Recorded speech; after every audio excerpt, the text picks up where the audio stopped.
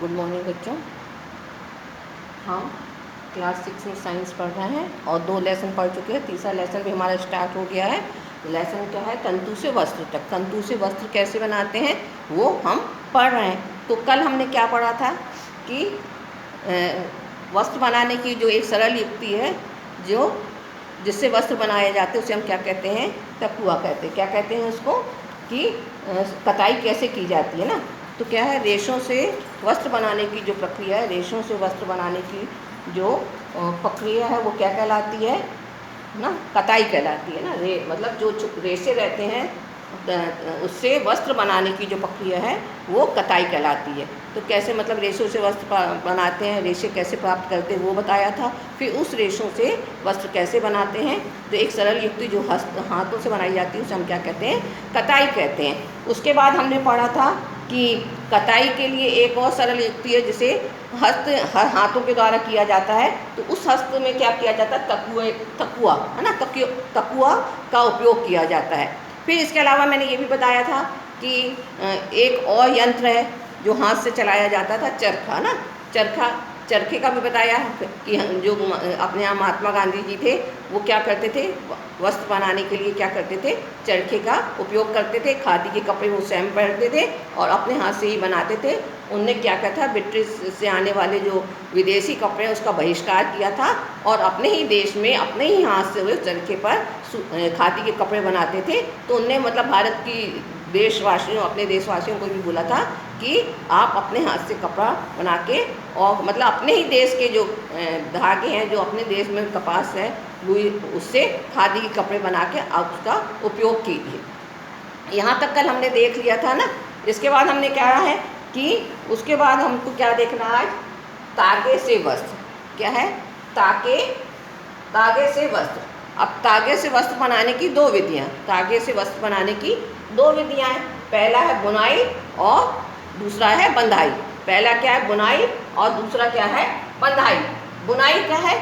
तागे के 2 सेट आपस में व्यवस्थित करके वस्त्र बनाने की प्रक्रिया बुनाई या वीविंग कहलाती है। बुनाई या वीविंग कहलाती है। तागे के 2 सेट मतलब धागे के जो अलग अलग सेट रहते हैं उसको मिलाकर जब कपड़ा व्यवस्थित रूप से बनाया जाता है तो वो क्या कहलाता है? बुनाई या वीविंग कहलाता है। अब आपने देखा होगा कि आप लोग भी बनाते होंगे, कागज़ की 2 पट्टी लेते हो आप, कागज़ की 2 पट्टी अलग लेते हो, उसको चटाई के रूप में आप बोते हो, है ना। चटाई के रूप में आप क्या करते हो? उसको बोते हो। तो उससे क्या बनता है? जो बनता है वो क्या कहलाती है? वो बुनाई कहलाती है। आप देखिए, आपकी बुक में ये दिया हुआ है, ठीक, ये देखिए, ये आपकी बुक में ये दिया हुआ है। तो ये क्या है ना? धागे के 2 पट्टी लिया जाता है और उसको एक के अंदर एक करके पहले लंबाई में फिर आड़े में करके डाला जाता है। तो उससे जो बुनाई की जाती है वो क्या कहलाती है? बुनाई या वीविंग कहलाती है। इसके अलावा, है ना, इसके अलावा क्या है कि इसी प्रकार धागों को 2 सेटों को व्यवस्थित करके वस्त्र बुने जाते हैं, है ना। धागे के 2 सेटों को बुनकर व्यवस्थित करके उसके क्या किए जाते हैं? वस्त्र बनाए जाते हैं। अब क्या, कागज़ की जो पट्टी रहती है वो मोटी रहती है ना। धागा बहुत पतला होता है। धागा जो रहता है वो क्या होता है? बहुत पतला होता है। तो उन पतले धागों को व्यवस्थित करके वस्त्र बनाया जाता है। अब इसको क्या है? वस्त्रों की बुनाई किसके द्वारा की जाती है? वस्त्रों की बुनाई करखे के द्वारा की जाती है। कौन से यंत्र के द्वारा की जाती है? करखे के द्वारा की जाती है। करखा क्या है ना? क्या है करखा? हस्त प्रचलित, है ना। करखे को हस्त प्रचलित भी कहते हैं। मतलब करखा जो है वो हाथ से ही चलाया जाता है। लेकिन आजकल क्या है ना, आजकल क्या है? मशीनों के द्वारा कपड़े बनाए जा रहे हैं, है ना। पहले क्या होता था? करखे के द्वारा 2 धागों को व्यवस्थित करके उससे वस्त्र बनाए जाते थे। लेकिन आजकल क्या है? बड़े पैमाने पर मशीनों के द्वारा वस्त्र बनाए जा रहे हैं। तो ये क्या है? पहला है बुनाई, है ना। ये आपने देख लिया कि बुनाई क्या है कि धागे के 2 सेट को आपस में व्यवस्थित करके कपड़े बनाने की जो प्रक्रिया है वो बुनाई या उसको वीविंग ही कहते हैं ना। तो वीविंग। अब दूसरा क्या है? बंधाई। दूसरा क्या है? बंधाई। तो अब बंधाई क्या है? एकल तंतु से वस्त्र बनाने की प्रक्रिया बंधाई कहलाती है। एकल का मतलब, है ना, एकल से समझ में आता था एक, एकल का मतलब क्या है एक, तो एक ही धागे से बनाई जाने वाली वस्त्र बनाने की जो प्रक्रिया है वो क्या कहलाती है, बंधाई कहलाती है। अब आपने देखा होगा कि जब ऊन है ना, ऊन से क्या किया जाता है, स्वेटर बनाई जाती है, ठीक है ना, ऊन से क्या स्वेटर बनाई जाती है। तो ऊन क्या है, जो नीटिंग हम कहते हैं, तो इसमें क्या होता है, नीटिंग के द्वारा हम ऊन का एकल धागा, एक ही धागे से उससे बुन के और स्वेटर बनाई जाती है। तो आपने देखा होगा कि एकल तंतु से वस्त्र बनाने की प्रक्रिया क्या कहलाती है, बंधाई कहलाती है। अब आपने देखा होगा जैसे जब मोजे का यदि एक धागा आप निकालते हो जो एकल धागे से बनाई जाती है, मतलब धागे से वस्त्र बनाए जाते हैं, तो यदि आप स्वेटर देखोगे, यदि उसका एक धागा आपने अलग कर लिया, खींच लिया, तो क्या करोगे, पूरी स्वेटर उधड़ती जाती है, पूरी स्वेटर उधड़ती जाती है।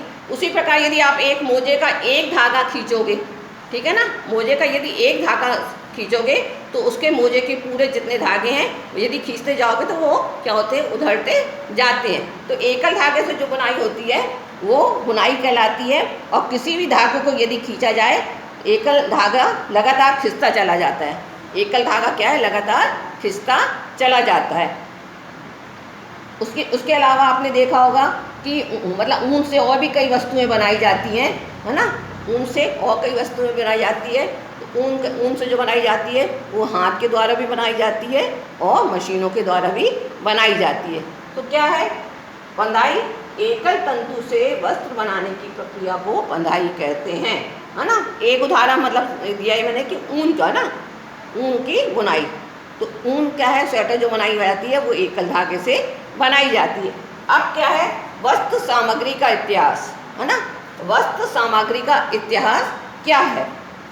तो वस्त्र सामग्री का इतिहास क्या है कि प्राचीन काल में लोग पहनने के लिए क्या करते थे, है ना, जो शुरू में प्राचीन काल में लोगों को पास पहनने के लिए कपड़े नहीं होते थे, लोगों के पास पहनने के लिए कपड़े नहीं होते थे, तो वो क्या पहनते थे, है ना, जो जंगल में आदिवासी वगैरह रहते थे, जो पहले के लोग रहते, तो क्या करते थे, पत्ते की छाल, है ना, पत्ते की छाल से अपने शरीर को ढांकते थे, या जानवरों के चमड़े से अपने शरीर को ढांकते थे। तो पहले ज़माने में जब वस्त्र नहीं बनाए जाते थे तो वो क्या करते थे कि पत्तों की छाल और जानवरों के चमड़े से अपने शरीर को ढांकते थे, वो ही उनके वस्त्र रहते थे, वो क्या रहते थे, उनके वस्त्र रहते थे।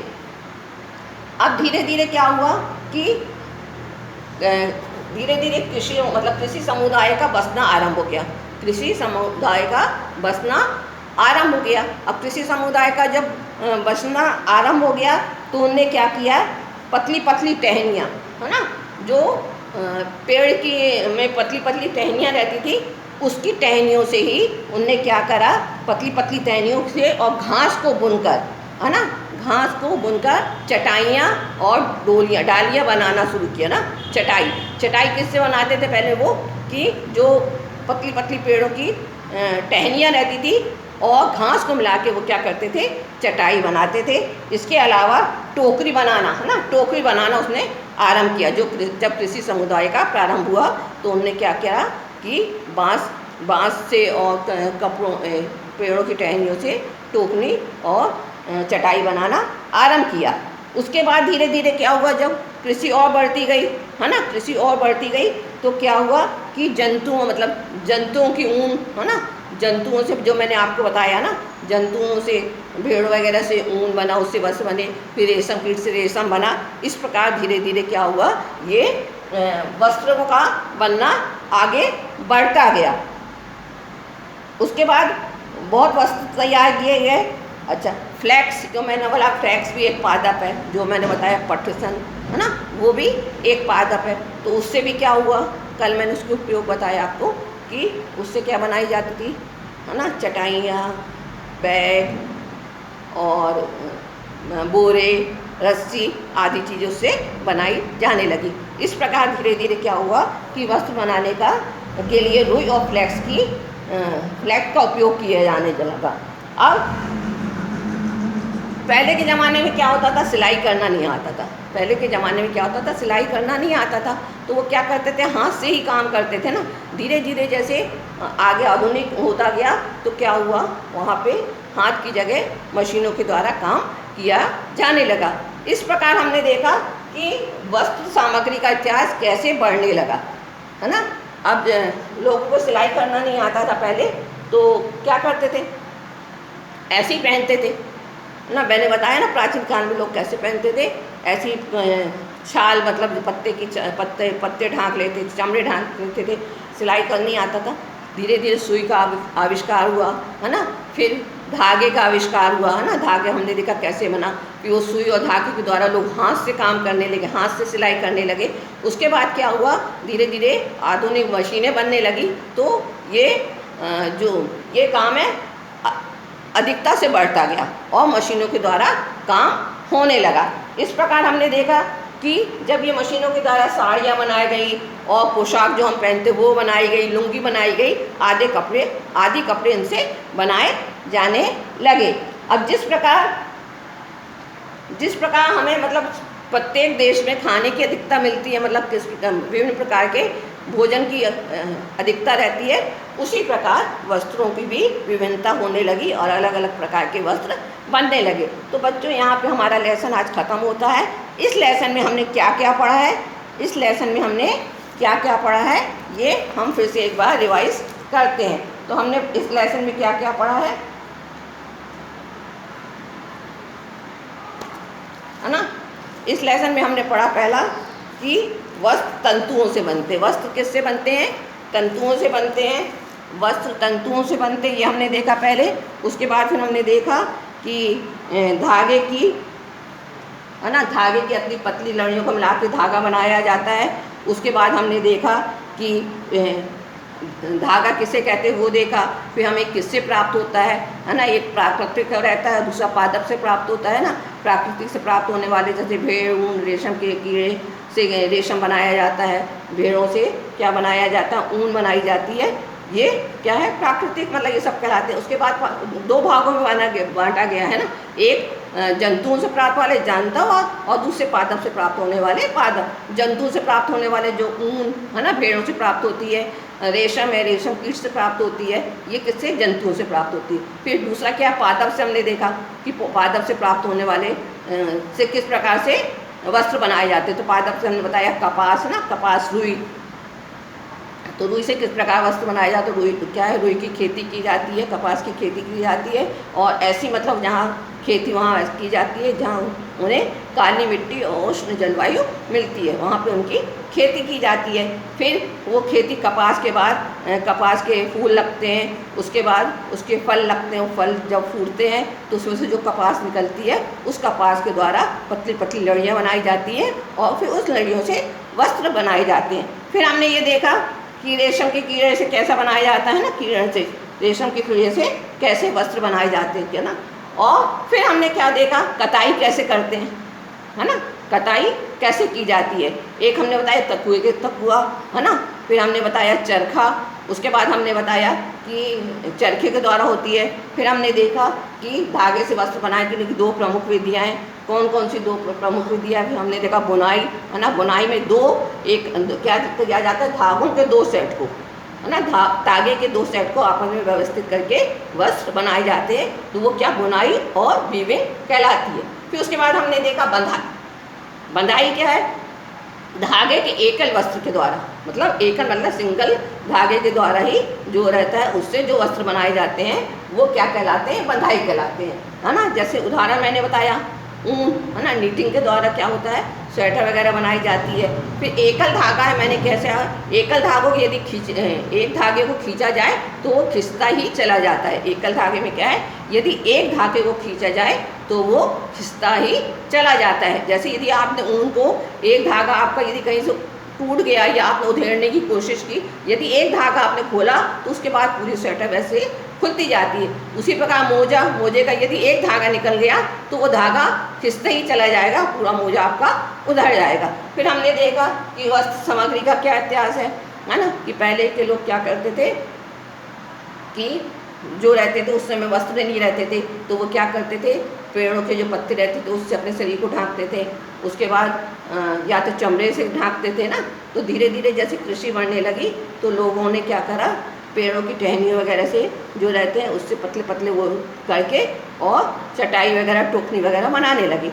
उसके बाद जैसे जैसे कृषि बढ़ती गई तो क्या हुआ, है ना, कपास की पैदावार हुई और मतलब चीज़ों की आविष्कार हुआ।